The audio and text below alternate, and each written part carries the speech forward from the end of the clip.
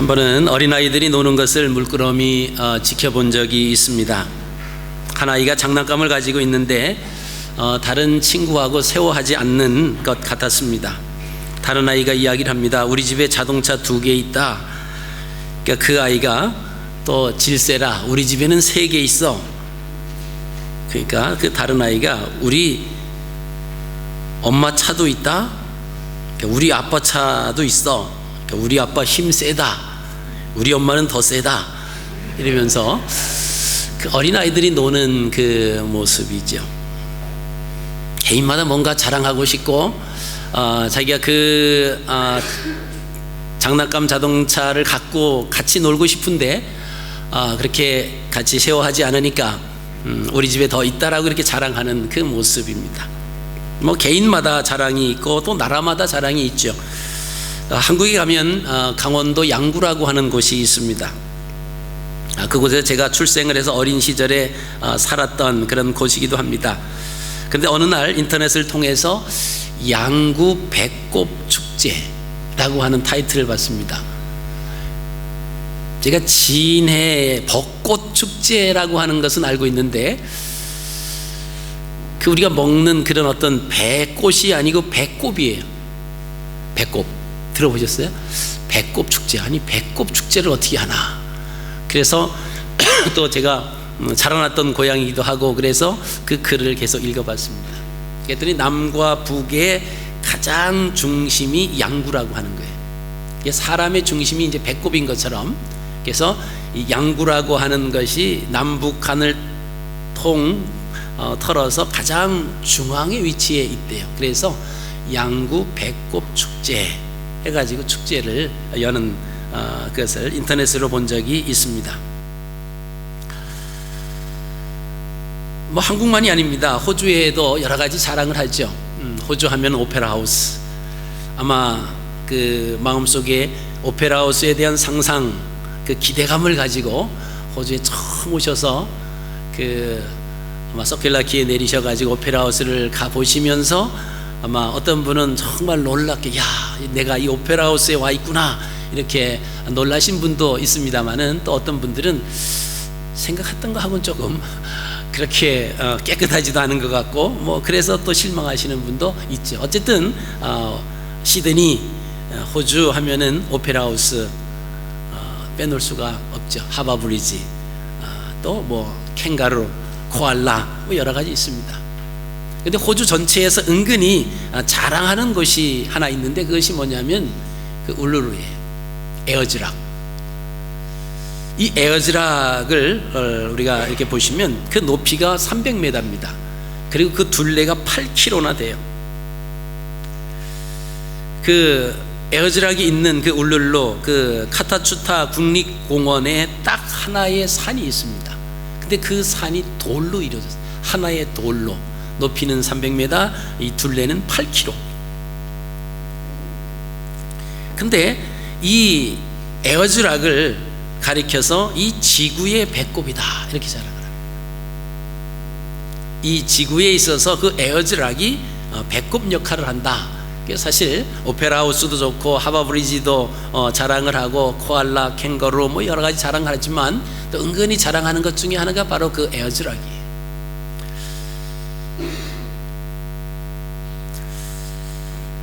오늘 그렇다라고 하면 우리가 한 질문을 던질 수 있습니다.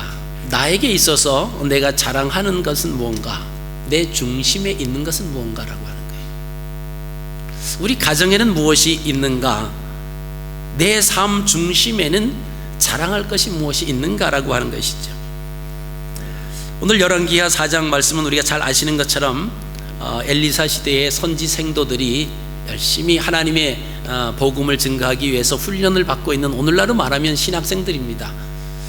근데 가족을 가지고 있는 신학생 좀 늦게 출발을 한 것 같습니다. 아마 어찌됐든 빚도 많이 있었던 것 같아요. 그리고 2 아들이 있었고 아내하고 이렇게 살고 있으면서 선지 생도로 훈련을 받고 있었는데 갑자기 이 남편이 죽어버렸습니다. 이 아내가 엘리사를 찾아왔습니다. 그리고 그렇게 얘기하죠. 당신의 종이 여호와를 경외한 줄은 당신이 아시는 바니이다. 근데 그 나의 남편이 죽었다라고 하는 거예요. 하나님을 경외했던 그 남편이 지금 죽었습니다. 이게 죽은 것으로 끝난 것이 아니라 우리에게 빚을 준 사람들이 이제는 찾아와서 빚을 갚으라고 독촉을 합니다. 근데 그 빚을 갚지 못하면 두 아들을 데려다가 종으로 삼겠다고 지금 합니다. 이거 어떻게 하면 좋겠습니까? 그러면서 엘리사에게 지금 찾아와서 이 여인이 이야기를 합니다. 엘리사가 그렇게 얘기하죠. 내가 너를 위하여 어떻게 하랴? 그러면서 내 집에 무엇이 있는지 내게 말하라. 내 집에 무엇이 있는지 말하라. 남편이 죽은 것도 슬픈데 이제는 그 빚 때문에 두 아들이 종으로 잡혀갈 수밖에 없는, 그렇게 팔릴 수밖에 없는 그런 상황에 놓여져 있습니다. 너무나 답답하고, 그래서 이 선지생도의 아내는 엘리사를 찾아와서 하소연을 합니다. 그때 엘리사가 한 말이 바로 내 집에 무엇이 있는지 내게 말하라. 여러분, 오늘 주님께서 저와 여러분들에게 내 집에 무엇이 있는지 내게 말하라 라고 질문을 하신다라고 하면, 나에게 물으신다라고 하면 무엇이 있다고 대답을 하시겠습니까?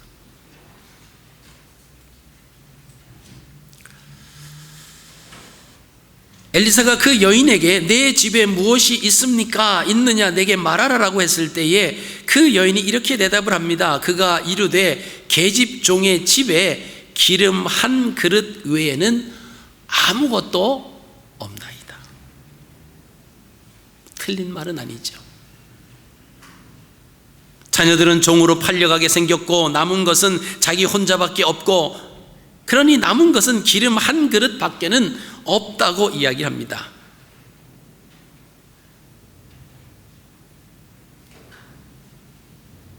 오늘 주님께서 우리에게 물으신다면 우리가 어떻게 대답할 수 있을까요? 어린 아이들은 눈에 보이는 것을 가지고 얘기합니다. 눈에 보이지 않는 것은 있는 것을 있다고 말할 수 없는 거예요. 그래서 어린아이에게 행복이 있다, 아니면 사랑이 있다라고 하는 이야기를 하면 그 행복이 과연 어떻게 생겼는데 왜 나는 행복을 볼 수 없는가?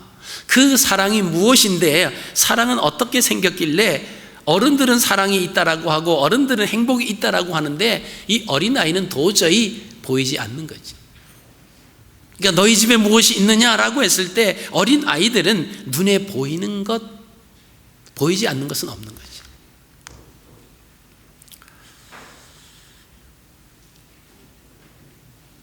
주님께서 우리에게 이 아침에 너의 집에 무엇이 있는지 내게 말하라라고 하셨을 때, 예수 그리스도를 믿는 우리들은 우리 집에는 주님이 계십니다.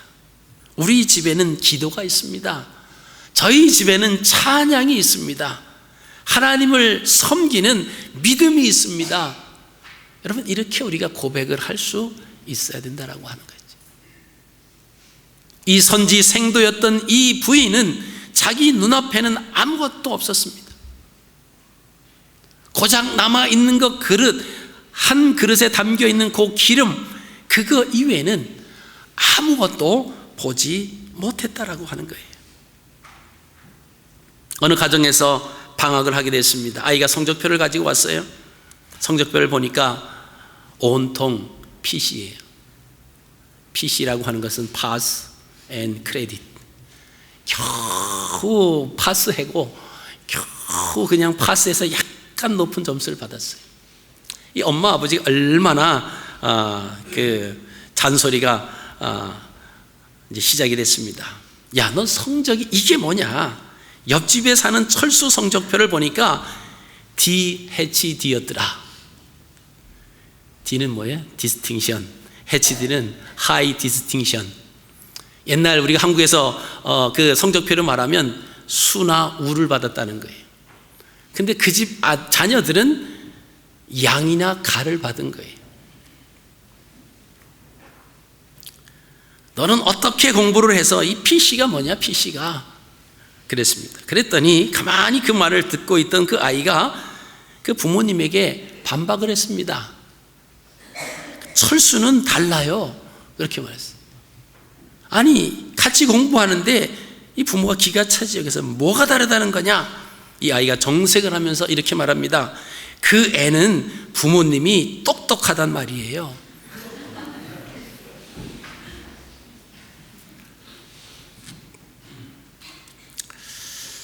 어느 분이 그런 말씀을 하시더라고요. 자기는 아이들에게 공부하라고 하는 말을 안 한대요. 왜 그러냐 하면 자기가 공부를 못했기 때문에 공부하라고 하는 말을 안 한대요.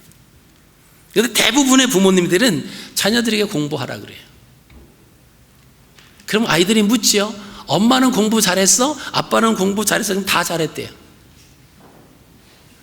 그 아이들이 아마 자기들 생각엔 그럴 거예요. 그 학교 가서 성적표를 좀 띄워봤으면 좋겠다. 왜 엄마 아빠가 다 공부 잘했다고 하니까. 여러분, 오늘 선지생도의 아내가 한 말은 어떻게 보면 원망의 뜻이 잔뜩 포함되어 있는 말입니다. 기름 한 그릇 외에는 우리 집에 아무것도 없습니다. 여러분, 기름 한 그릇밖에는 눈에 들어오지 않는 그 마음, 얼마나 편협된 마음입니까? 자기 남편이 하나님의 일을 하겠다고 선지 생도가 돼서 선지 동산에 가서 공부하다가 죽었어. 적어도 그 가정에 하나님은 계셔야 되지 않겠습니까? 하나님을 향한 그 믿음은 있어야 되지. 근데 이 여인이 그 상황에서 볼 수 있는 것은 기름 한 그릇밖에는 볼 수가 없었다라고 하는 겁니다. 그 마음의 기도가 사라졌습니다. 그 마음의 말씀이 사라졌어요. 하나님을 향한 간구가 사라질 때에 그 마음에는 기름 한 그릇밖에는 보이지 않는다라고 하는 것입니다. 우리가 하나님을 섬긴다라고 하면서도 우리 마음속에 기름 한 그릇밖에, 눈에 보이는 것밖에 우리 눈에 들어오지 않는다라고 하면 우리는 이 선지 생도의 아내와 같은 똑같은 말을 할 수밖에 없다라고 하는 것입니다. 우리의 마음속에, 우리의 집에 누가 있습니까? 과연 우리의 집에 예수 그리스도께서 우리와 함께 머물고 계십니까? 라고 하는 거예요. 과연 우리가 살고 있는 그 집에서 찬양 소리가 울려 퍼지고 기도 소리가 울려 나는 그 집이 되어 있느냐라고 하는 것입니다. 일주일 내내 지나도 찬양 한 번, 기도 한 번 드려지지 않는 그 집이라고 하면 그 집이 믿음의 집이라고 할 수 있을까요? 우리는 흔히 그런 말을 많이 합니다. 사람이면 다 사람이냐? 사람답게 살아야 사람이다. 이런 말을 합니다. 우리가 믿음을 가지고 있다라고 하는 건 다 교회만 다니면 다 믿음을 가지고 있습니까? 그렇지 않아요. 그의 삶 속에서 예수님과 동행하는 모습과 그 냄새가, 그 향기가 드러나지 않는다라고 하면 우리는 예수 그리스도를 믿는 사람이라고 말할 수 없다라고 하는 거예요. 왜요? 어떤 상황이 되면 우리 눈앞에 펼쳐지는 그것밖에 볼 수 없기 때문에 그럴 수밖에 없다라고 하는 것입니다. 그 이야기를 듣고 엘리사가 그렇게 얘기합니다. 두 번째, 그릇을 빌리라 이렇게 말합니다. 이 가난한 여인은 한 그릇의 그림밖에는 없었습니다. 그것은 정말 보잘것없는 것이었습니다. 엘리사는 그 여인에게 말합니다. 그릇을 빌리는데 조금 빌리지 말고 최대한 빌릴 수 있을 만큼 모든 이웃에게 그릇을 빌리라고 얘기합니다. 여러분, 이 말씀은 이 여인의 믿음에 대한 부분이에요. 지금 기름 한 그릇밖에 없습니다. 근데 그릇을 빌리라니, 그 한 그릇의 기름을 다른 곳에 담을 만한 그릇은 우리 집에도 넉넉하다라고 하는 마음이 왜 안 들겠습니까? 근데 동네에 다니면서 그릇을 빌리되 조금 빌리지 말고 온 이웃에게, 모든 이웃에게 그릇을 빌리라고 이야기를 합니다. 이 여인의 믿음의 분량이에요. 하나님께서 그 여인의 믿음의 분량에 따라서 어떻게 복을 내려주실까라고 하는 그 범위가 정해진다라고 하는 것입니다. 여러분, 우리가 사는 인생이 바로 그러합니다. 내 것 가지고 나만 사는 사람은 아주 좁고 편협된 인생을 살아갈 수밖에 없어요. 밖에서 조그마한 바람만 불어도 흔들리고 넘어질 수밖에 없다라고 하는 것입니다. 사람들과 소통하는 끈끈한 관계, 그것을 인생을 부유하게 하고 든든하게 하는데 그것을 바라보지 못하는 겁니다. 내 주머니 있는 것, 내가 손에 움켜쥐고 있는 것, 그것만 가지고 있으니까 다른 것은 보여질 수가 없다라고 하는 것이죠. 자, 이 여인이 그릇을 빌리러 갑니다. 자기의 집에 있는 그릇 다 동원해 놓고 이웃 집에 가서 그릇을 빌리러 갑니다. 여러분, 이 빈 그릇을 빌린다라고 하는 것은 무엇을 의미합니까? 내게 없으면 다른 사람에게 있는 그릇을 빌려오라라고 하는 것은 내 믿음이 연약하면 다른 사람의 믿음을 통해서 내가 더 확신을 가지고 하나님을 인정하라라고 하는 거예요. 이 여인이 아들들과 함께 그릇을 빌리러 갔을 때에 이 여인이 무엇을 보았을까요? 그릇 좀 빌려주십시오. 갑자기 이웃에게 찾아가서 그릇을 빌려주십시오 하고 그릇을 빌리는 거예요. 그 이웃은 이 여인이 오리라고 생각도 못하고 있는 차에 여인이 아이들과 함께 들이닥치는 겁니다.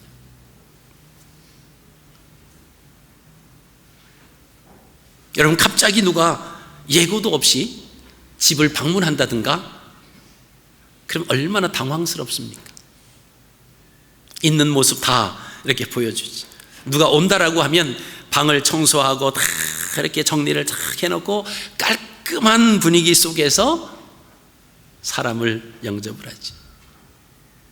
근데 이 여인이 그릇을 빌리러 갔을 때에는 그냥 간 거예요. 전화해서 내가 당신네 집에 그릇을 빌리러 갈 테니까 그릇을 준비해 주시고 좀 빌려주십시오, 그런 게 아닙니다.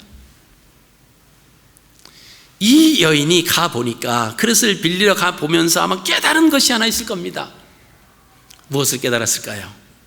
저 집은 괜찮은 집인 것 같고, 저 집은 훨씬 우리보다 잘 사는 것 같고, 근데 들어가 보니까 사람 사는 게 다 거기서 거기더라라고 하는 것을 깨달았을 거예요. 여러분, 인생에 사는 것은요, 거기서 거기예요. 좀 더 잘 산다고, 좀 더 가지고 있다고, 그렇다고 하루에 5끼 먹는 거 아니고요, 그렇다고 많은 것을 누리는 것도 아닙니다. 이 여인은 남편이 죽고 나서 상황이 힘들어지자 자기에게는 아무것도 없다 이러면서 절망하고 좌절해 가고 있었다라고 하는 거예요. 엘리사가 이 여인에게 이웃에 가서 그릇을 빌릴 수 있는 모든 이웃에게 그릇을 빌리라라고 하는 이유는 이 여인의 믿음을 통해서 복을 내려주기 위한 그 역사도 있지만은, 사람들이 살아가는 그 모습들을 한번 보면서 한번 깨달으라고 하는 그 의미도 포함되어 있다라고 하는 거예요. 때로는 우리가 포장하며 살 때가 얼마나 많이 있습니까? 속은 아닌데 겉은 번드르르하게 포장하잖아요. 근데 하나님께서는 우리의 겉과 속을 다 보실 수 있는 분이세요. 우리의 심장 폐부를 살피신다고 하나님께서 그렇게 말씀을 하십니다. 우리의 마음 중심에 무엇이 있느냐라고 하는 거예요.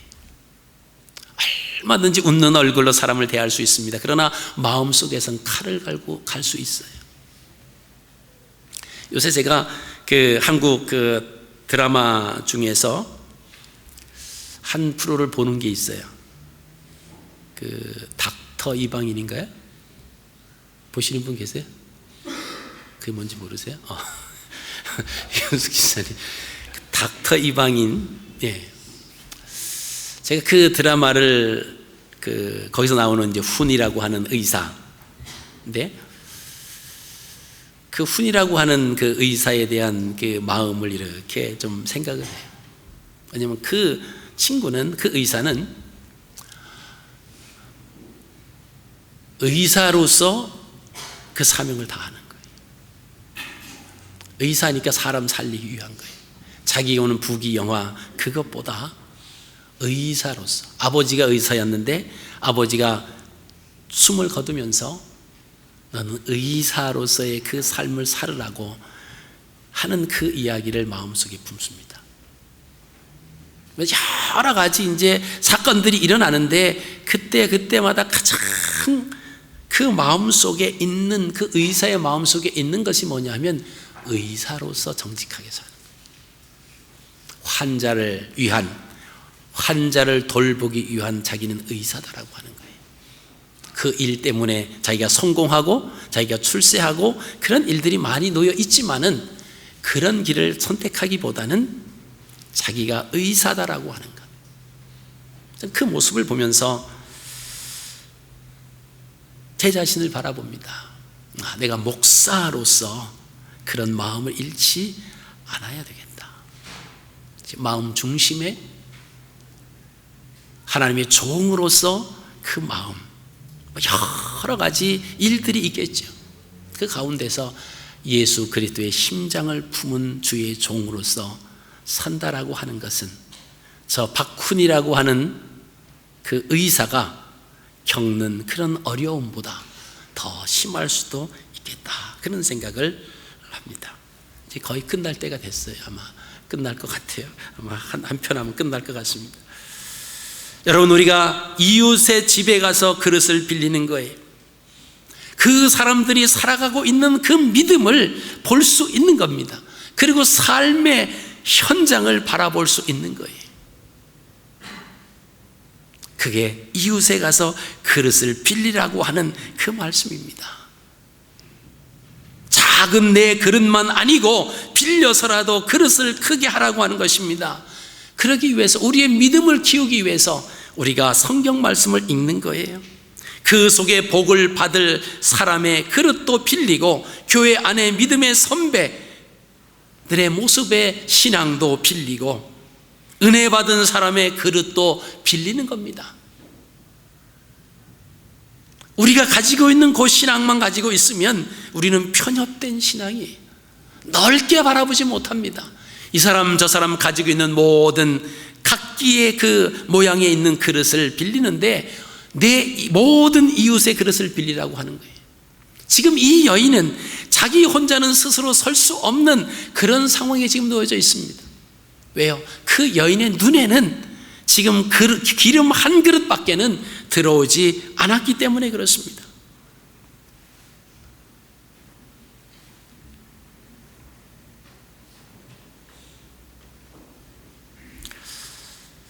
마지막 세 번째로 내 중심에는 무엇이 있는가라고 하는 거예요.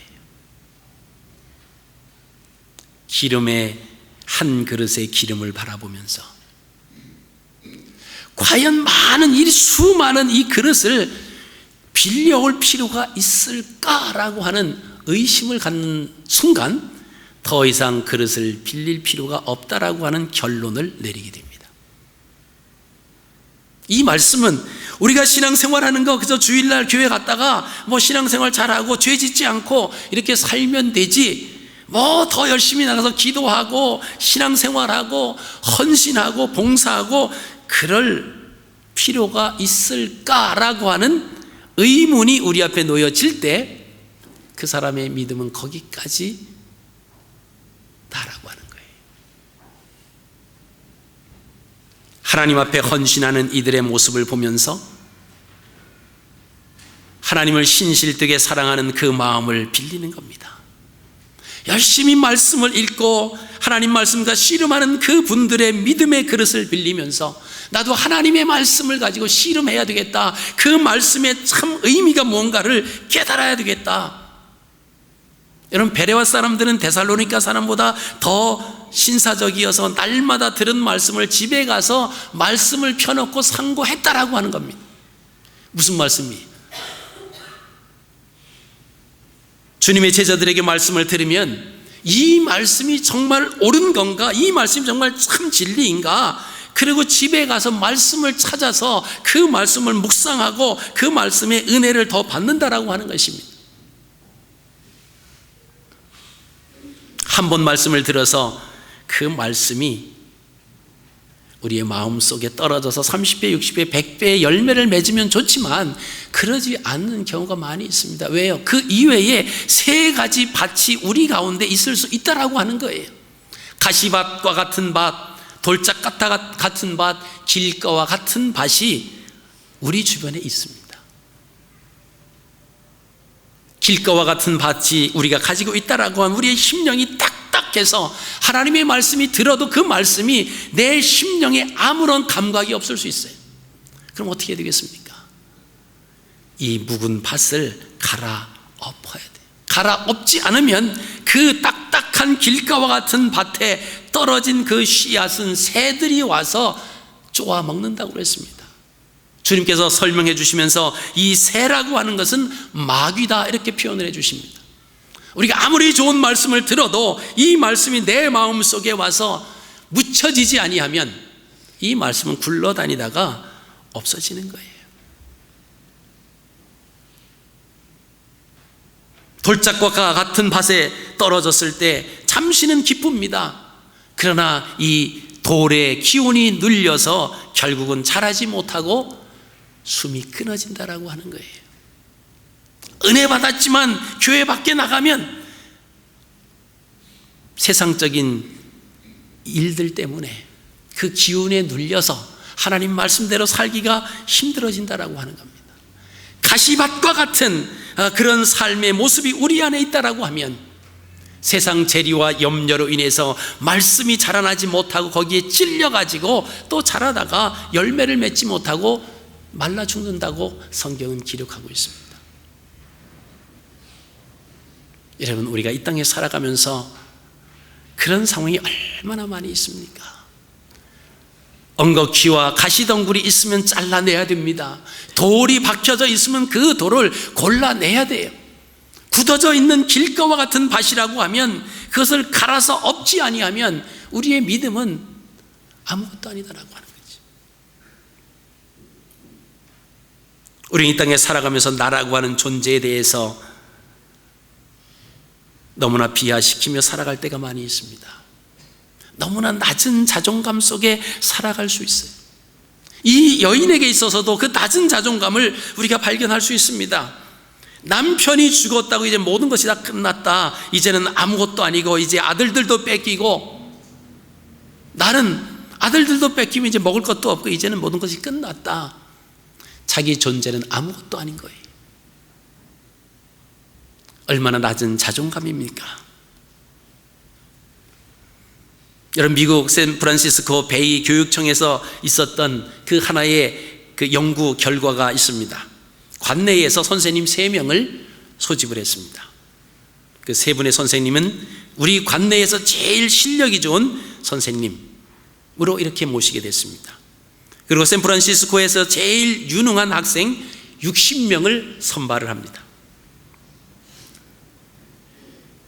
그러면서 샌프란시스코에서 가장 유능한 60명의 학생들을 선발하였으니까 이 학생들은 이번 학기 미국에서 제일 훌륭한 학생들이 되도록 교육시켜 주십시오. 또 이 60명의 학생들에게는 샌프란시스코에서 제일 유능한 학생들이 여러분이지만 또 제일 유능한 선생님 3분이 여기 계시니까 미국에서 최고가 되도록 교육을 받으시기 바랍니다. 그렇게 하고 이 3 선생님이 60명의 학생들을 정성껏 교육을 시키기 시작했습니다. 약속한 한 학기가 지났습니다. 기말 시험을 쳐봤습니다. 학생들의 실력이 놀랍게 성장을 했어요. 처음 학력보다, 그들의 실력보다 모두 30% 이상 향상이 됐습니다. 여러분, 그 결과를 교육청에서 발표했습니다. 사실 학생들은 모두 랜덤으로 선발된 평범한 학생들이었습니다. 그리고 3명의 선생님들 역시 샌프란시스코에서 무작위로 선발된 평범한 선생님들이었습니다. 근데 무엇이 달랐습니까? 당신들은 최고입니다. 샌프란시스코에서 최고의 선생님이고 샌프란시스코에서 있는 학생들 가운데 당신들 60명은 최고의 인재들입니다. 그들은 자기가 샌프란시스코에서 최고의 교사인 확신을 가지고 아이들을 가르쳤고, 그 60명의 학생들은 샌프란시스코에서 정말 실력 있는 유수한 인재로 선발됐다라고 하는 확신을 가지고 공부를 한 결과였다라고 하는 것입니다. 여러분, 우리 중심에 누가 계십니까? 내 마음 속에 예수님이 계시다라고 하면, 내 마음 중심에 예수님이 최고라고 하면, 예수님께서는 그 믿음대로 우리를 최고가 되게 하시는 하나님이시다라고 하는 거죠. 하나님을 만나고 하나님께 예배드리는 것을 최고로 생각한다라고 하면 하나님께서 나를 만나 주신다라고 하는 겁니다. 나의 기도를 들어주신다라고 하는 거예요. 기도를 하되 나를 최고가 되게 해주신다라고. 그게 뭐지? 내가 믿음 안에서 나의 자존감이에요. 우리는 주변에 되어지는 상황 때문에 우리가 가치도 없이 무너져 내릴 때가 얼마나 많이 있는지 모릅니다. 사람 때문에 가치가 무너져요. 환경 때문에 가치가 무너집니다. 우리가 가지고 있는 교육과 나이와 형편과 건강 때문에 우리가 무너져 내릴 때가 얼마나 많이 있는지 모릅니다. 우리가 말은 이렇게 하죠. 요새 평균 120세까지 살 수 있다, 이렇게 얘기하죠.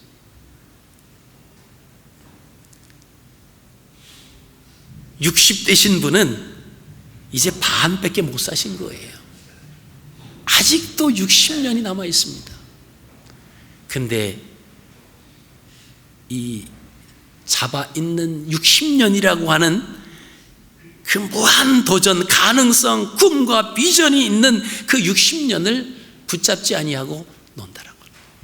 난 이제 나이가 60이 됐으니까, 난 이제 살 만큼 살았으니까 이제 남은 여생 내가 무엇을 하랴, 그런다라고 하면 그분은 그것으로 그냥 그렇게 끝나갈 수밖에 없다라고 하는 것입니다.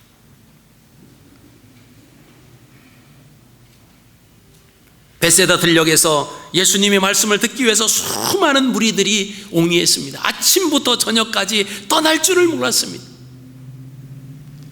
저녁이 돼 오니까 예수님께서 저들에게 먹을 것을 좀 주라고 말씀하십니다. 그때 계산 빠른 제자가 와서 이 사람들에게 빵을 조금씩 준다라고 해도 200데나리온이라고 하는 그런 돈이 필요하고 우리가 돈도 없을 뿐더러 그리고 빵 살 곳도 이곳은 빈들이니 없습니다. 저희를 돌려 보내주시는 것이 현명한 처방인 줄로 아나이다. 그렇게 제자들이 예수님에게 말씀하실 때 예수님이 그랬겠죠. 보낼 것 없다, 갈 것 없다, 너희가 주라, 이렇게 말씀하십니다. 그때 예수님 앞에 가지고 온 것이 뭡니까? 보리떡 5개와 물고기 2마리예요. 이거 가지고 오와서 여기 보리떡 5개와 물고기 2마리, 어떤 한 소년의 점심 한 끼인데 이거 가지고 뭐가 되겠습니까? 근데 주님께서는 그것이면 된다라고 하는 거예요. 우리가 가지고 있는 것 비록 작아 보이지만 그것을 주님 앞에 내어 드릴 수 있는 마음이 있어야 된다라고 하는 거예요. 여러분, 이 여인이 가지고 있었던 것은 기름 한 그릇에 기름밖에 없었습니다. 별 볼 일 없는 거였어요. 내 집에 무엇이 있는지 내게 말하라 라고 엘리사가 그랬을 때 기름 한 그릇 밖에는 아무것도 없습니다. 결국 기름 한 그릇도 별 볼 일 없다라고 하는 거예요. 그때 엘리사는 그를 꾸짖지 않았습니다. 그것이면 됐다라고 하는 거예요. 그래서 이웃에 가서 그릇을 빌려서 문을 걸어 잠그고 너는 빈 그릇에 기름을 따르고 너희 아들은 옮겨놓아라. 그래서 그릇을 빌려다가 문을 걸어 잠그고 어머니는 그 한 그릇의 기름을 가지고 그 대는 갔다가 오는 빈 그릇의 기름을 따릅니다. 따르는데도 다 하지 않는 거예요. 그릇이 차니까 옮겨놓고 또 옮겨놓고 또 옮겨놓고 다음 그릇을 가져와라 했더니 아들이 그릇이 더 이상 없습니다. 그랬더니 가지고 있던 그 기름이 그쳤더라.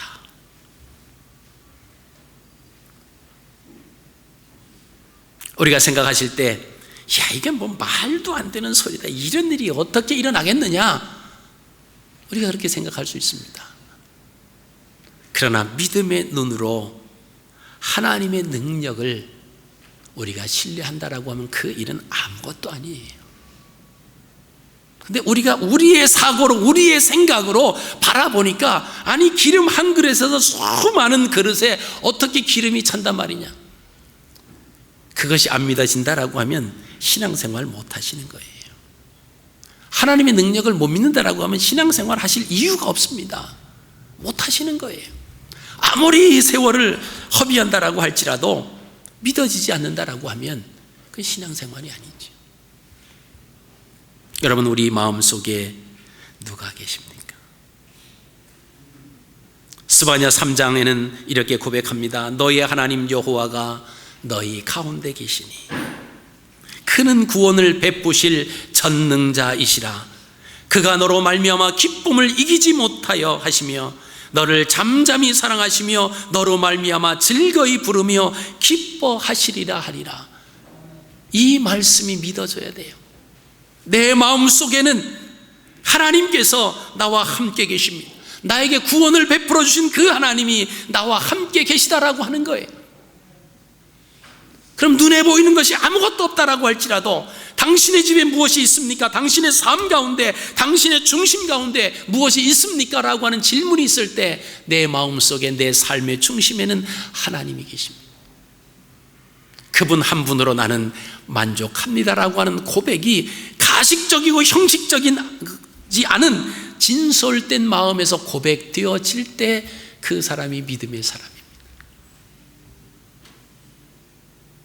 우리 중심엔 무엇이 있습니까? 우리 마음 중심에 예수님이 있는 성도님들은 예수님께서도 제일 귀하게 우리들을 여겨주십니다. 어떤 사람들은 이렇게 얘기합니다. 주시면 붓겠습니다.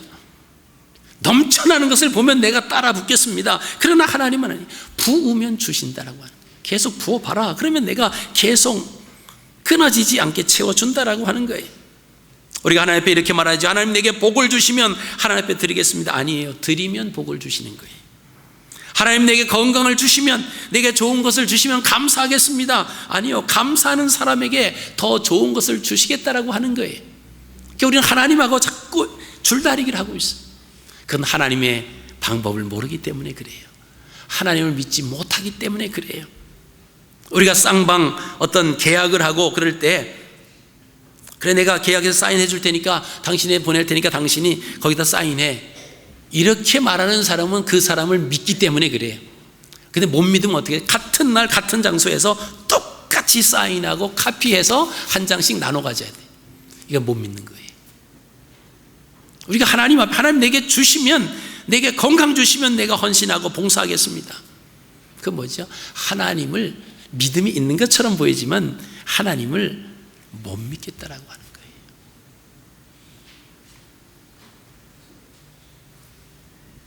여기 하나님의 은총의 원리가 있다라고 하는 것입니다. 충성하면 그것이 그릇이 되어 하나님께서 거기에 복을 담아 주시는 거예요.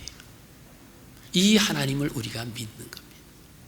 이 하나님을 믿지 못하면 우리 마음은 늘 공허하고요, 주님 전에 나와서 말씀을 들어도 다 거짓말 같고요.